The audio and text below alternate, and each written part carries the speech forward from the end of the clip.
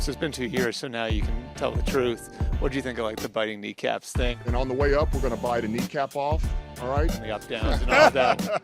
You remember the narrative back then was that the Rams were dumping salary, right? Like, and I mean, you know that. Like, No, the first time I heard it. Yeah, there were some dark times in that first year. But we knew it was going to be a hard road. But no, I never lost faith. And I think that, to me, what makes that easy to say that is because of working with this guy and having a guy like Goff. All three of us are going to year 3. And I do think we're turning a page. we're here with Lions general manager Brad Holmes, Lions head coach Dan Campbell, Lions quarterback Jared Goff. And, you know, guys, I was actually thinking about it, like how over a month's time, you guys all came together. Obviously, the two of you knew each other, but you two getting to know Dan.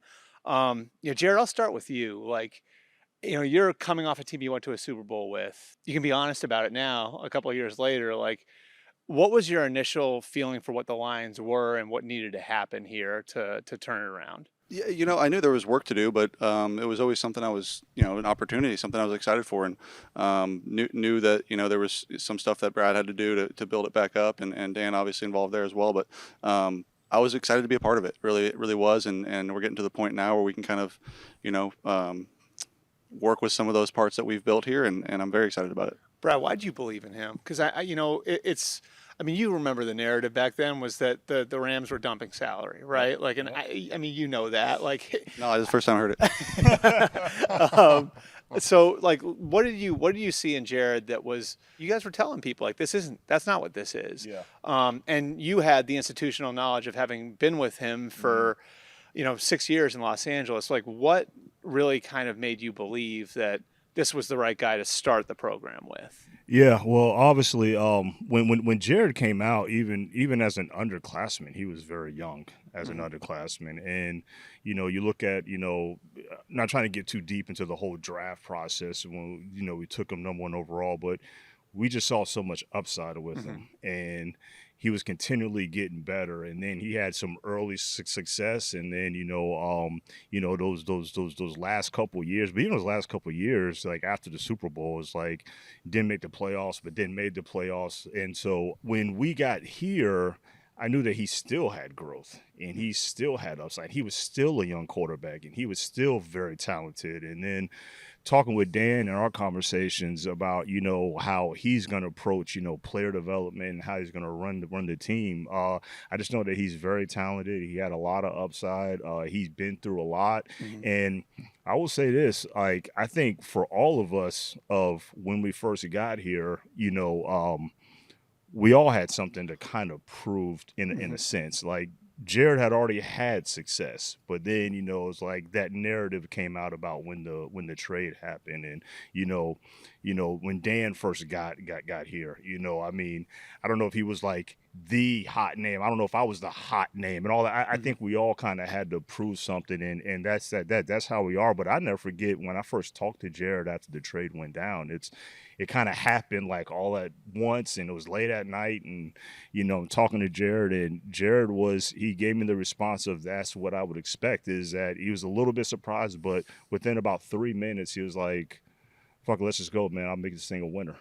You know what I mean? And he knew the work that he had to do, so I just thought it made a lot of sense. And Danny, I guess your greatest exposure to him was in the NFC Championship game, right? Am I wrong about that? Or? We played each other 3 times during that span, over whatever that was, 3 or 4 year period, and that was powerful exposure. And I told Brad this, we were talking about it, and he was like, I think we can get Goff. I just remember when you're on the other sideline, and we had New Orleans, that was a hell of a defense now, and had it built up, uber talented, man, and those guys, it was aggressive, and man, you knock the crap out of this guy, and he's back on his feet making throw after throw after throw, and I just remember that's what I always came away with, is like, this guy, you can't break this guy, and he just keeps making plays, and I knew we weren't a slouch over there defensively, and so it just always impressed me, and the thought of being able to add him as our guy, our signal caller, I'm like, absolutely, why wouldn't we? Why wouldn't we if we can? So like for you, like, there's that whole initial reaction, right? Like Brad said, like, okay, let's go, right? when did that become like believing in what they were doing here? Because I know as a player, there's all right, like I want to buy in because I want to have personal success, and then there's actually like believing in what someone's doing. How long did it take you to see like that this was going to work? You kind of have to have some sort of blind belief to begin with, Yeah. regardless. And that was a huge part of it. Of they want me, I want them. Like we're going to go do this together. So that was the beginning. And then I think as that first year went on, Dan and I had a lot of conversations. Brad and I had a lot of conversations, and just getting to know them and getting to feel comfortable and just trusting them and them trusting me, building that relationship. And it takes time. And I think we're to the point now where we all kind of trust each other and have a good relationship, and hopefully continue to build it. Was there a point, like a game, a practice, a meeting, whatever? Yeah, there were some dark times in that first year. Yeah. Speaking to Dan's leadership, being able to stand in front of the room every week and speak to us from the heart and really keep doing it. It gets hard, man. It gets really hard, and I don't think in the moment you realize how hard it is until you're kind of out of it. But I think when he would do that, it gives you a lot of respect for the guy, and a guy that I'll fight for. What kept you like believing, Dan, that what you were doing is right? Because I know it's hard. Like obviously that first year you come out of it, you have the second pick in the draft, so second worst record in the league, and then you start last year 1-6. Was there ever a point that shook you that said like maybe I do need to kind of like look back and stuff, or did you really believe in what you were doing all along? No, we believe from honestly. Look, I know it's easy to say it, but no, I never, not one time did I lose faith in what we were doing, where we were going, the vision that we had. Man, we talked about this before we even started that year. We felt good about our quarterback, and we had a few pieces, but we knew it was going to be a hard road. Yeah. And we knew we were going to need some things to go our way in 21. Like, things were really going to have to go our way, because otherwise it was just going to be hard. And as long as we could just stay confident, keep building, keep developing, we keep drafting, but we knew it was going to be a hard road. But no, I never lost faith. And I think that, to me, what makes that easy to say that is because of working with this guy and having a guy like Goff running your offense. Sheila is your owner. Like I feel good, man. I feel like we're all in this together. I really do, man. I don't feel like anybody's being isolated and all right, now you're out in the boat by yourself. And when you have that always leads to confidence. Why? Like why did what was it like that? Like without having like the results on the field, like what was it like? Was there stuff happening behind the scenes where it was like, I guess the smaller victories, right? Like instead of like it and winning 35-0 on Sunday, everybody can believe in that, right? Like why was it that you why was it that you were able to kind of keep that conviction? No, I know for me it was, and I think Goff can attest to this. When you lose the number of games we did, and the guys come back in on Wednesday, like nothing happened. Like, man, you just assume we won. I mean, guys are back to work, man. They're grinding. They're on the tape. They're going out to practice, competing. I mean, we were doing all the way up to the end of the year. I mean, special teams, we're doing all these one-on-one drills out there. It's compete drill. Guys are grinding through it, and nobody's batting an eye. Nobody's pouting. Nobody's moping. They just kept going, and they believed that the next game was the one. The next game was the one. If we just clean up a couple of things, and towards the end of the year, we started playing better football. We started playing together.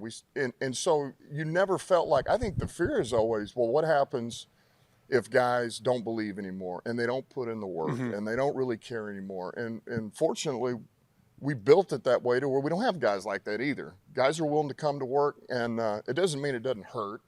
Doesn't mean that it doesn't sting, but it doesn't affect the way your approach is and how you come to work. Well, yeah, part of that's got to be too, like you can't just turn guys into that. A lot of them have to come like that, right? Like it's like you can't have a locker room full of guys that aren't that way and then make them that way, right? So like you probably had to prioritize like the sort of guy that was coming in here who was going to be able to withstand everything that the first year and a half was going to present. Yeah, and I mean, we were just talking a little bit about, Jared being the right guy to come in. Well, I mean, y'all were talking about that NFC Championship game, and one of the things that, unless you were there, I mean, how would you rate in terms of loudest I've ever played in. I mean, it was, so that's a component that, as well as he played and, the hits he took and kept coming back, it's like, I know that dude is a physically and mentally tough guy. So he was the right guy to go through what the journey that we knew we were about to go through. We knew okay, this is going to be a little tough. It's going to be a little tough.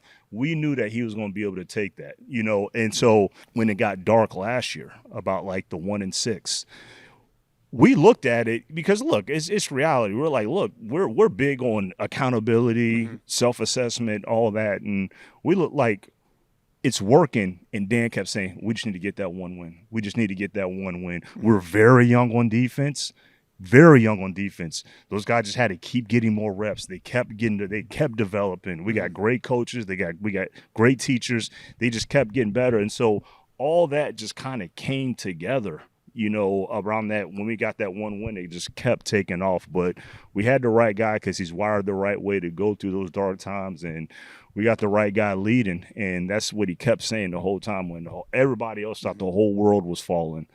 Me and Dan the whole time was like, no. It's right. It's right. And it's a credit to Dan mentioned. It's a credit to ownership. Like Sheila having the patience of like, I trust these guys. Yeah. I know it's work. You know what I mean? And you just got to stick with it. But it's a culmination of everything. And I do want to ask you about that. But first, what he was getting at, did you notice, and these guys are saying you were the right type of guy to be the guy talking in the huddle, right? Like the guy who's kind of leading the team.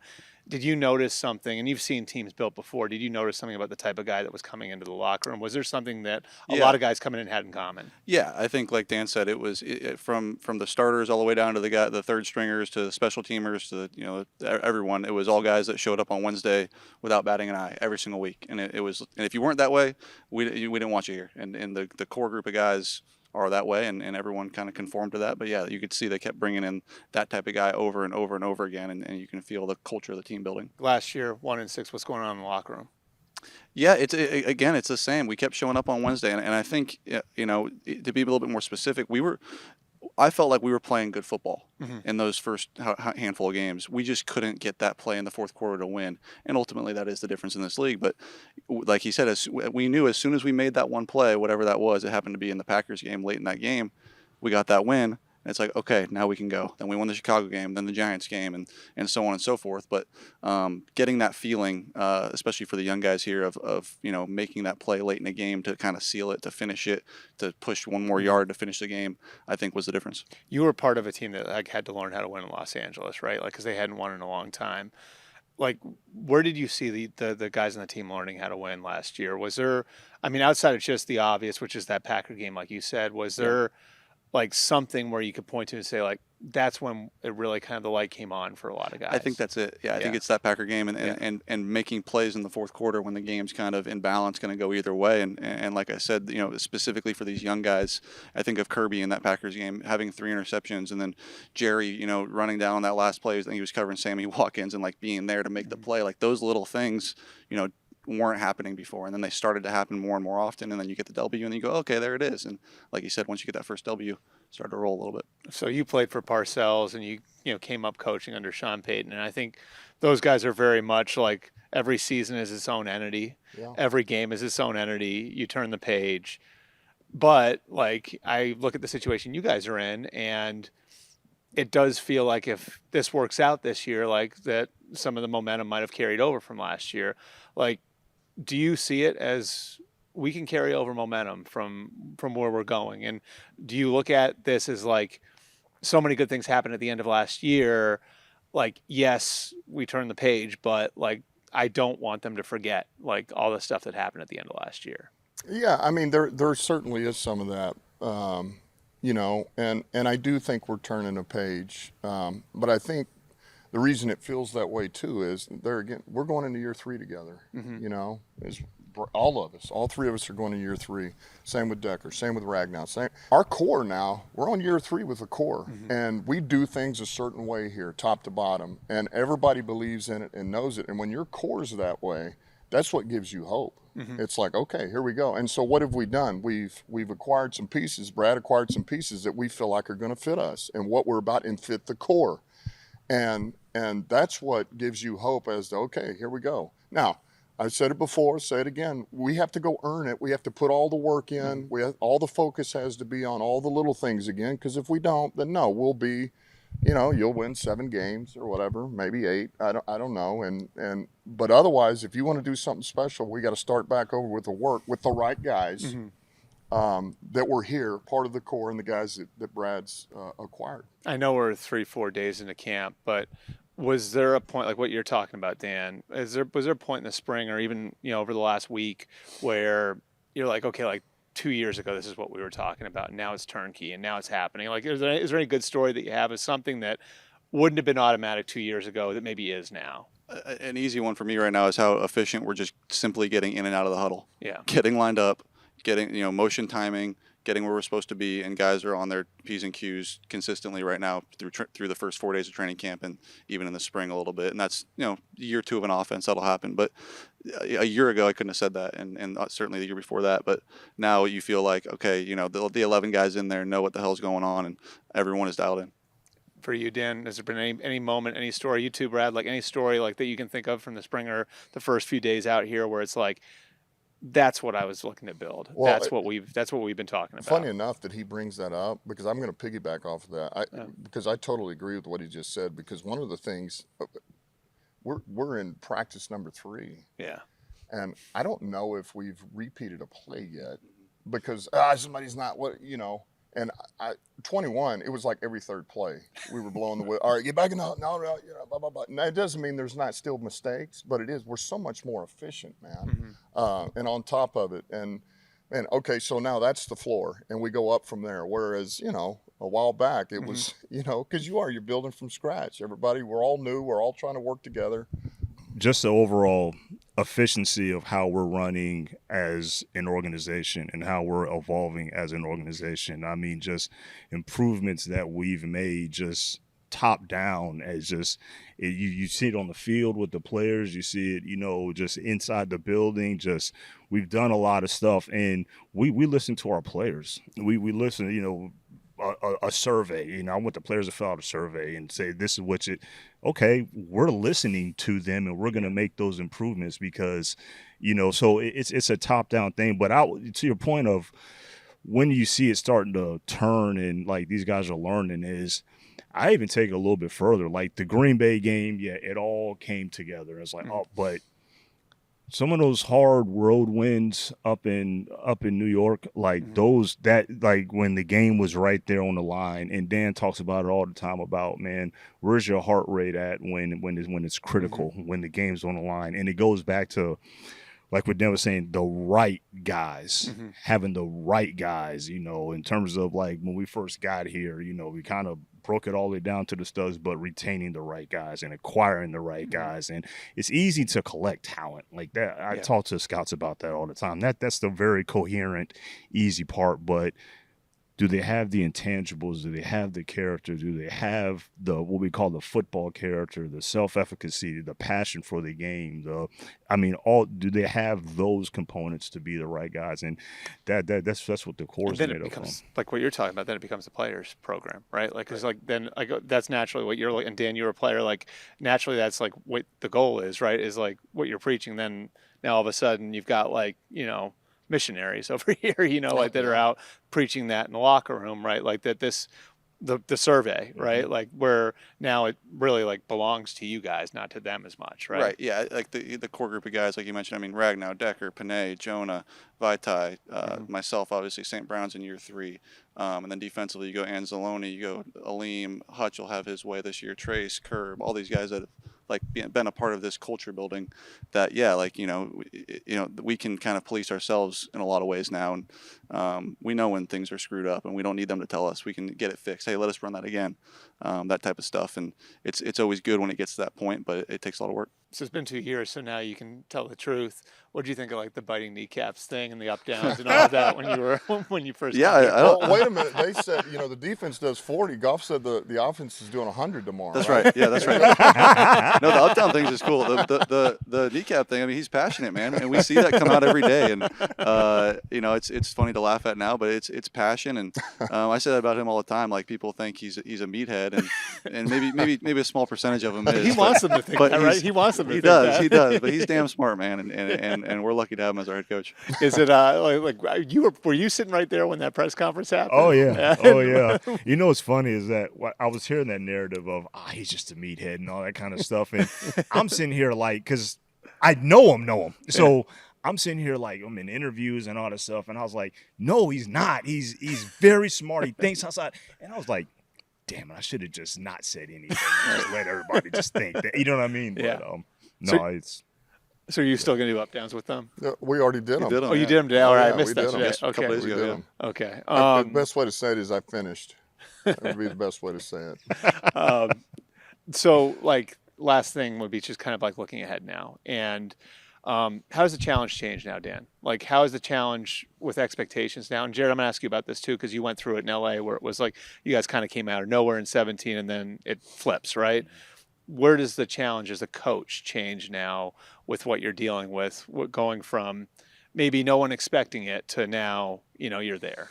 Yeah, well, look, our standards have risen. I mean, it's we expect certain things now that we're at this point. We know for us to get to where we got to last year, man, it took a certain amount of work, and that's a credit to everybody, and our players to push through it and keep believing. But the bottom line is, man, as good as it was, we didn't get in. Mm-hmm. And the whole point is to get into the tournament, and not just get in, is to know once you get in that you're there to compete and make waves, not limp in. And so to me, that's what everything that we're doing is for and about. And what we started 3 years ago is to have a team that's ready to go in and bang away with the big boys in the tournament. And so that's where the goal and the vision is. Now, the challenge is that we still have a lot of young guys on this team, and that's great.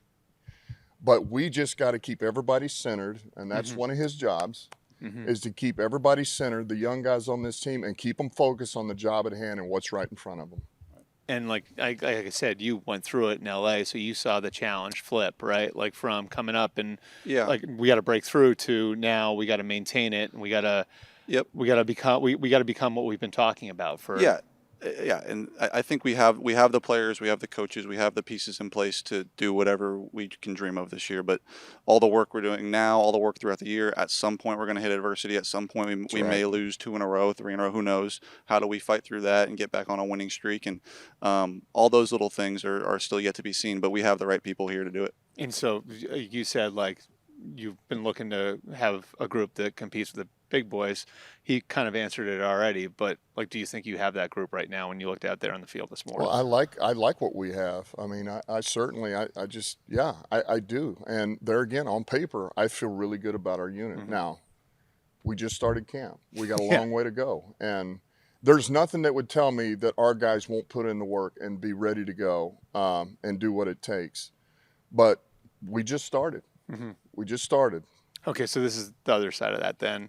There's got to be some level of excitement for all of you guys in getting to play in the Thursday night opener, right? Like in that you've gone from where you were and what you guys inherited and what you were seeing coming here to now you guys are going to Arrowhead to play against the Chiefs in the Thursday night opener.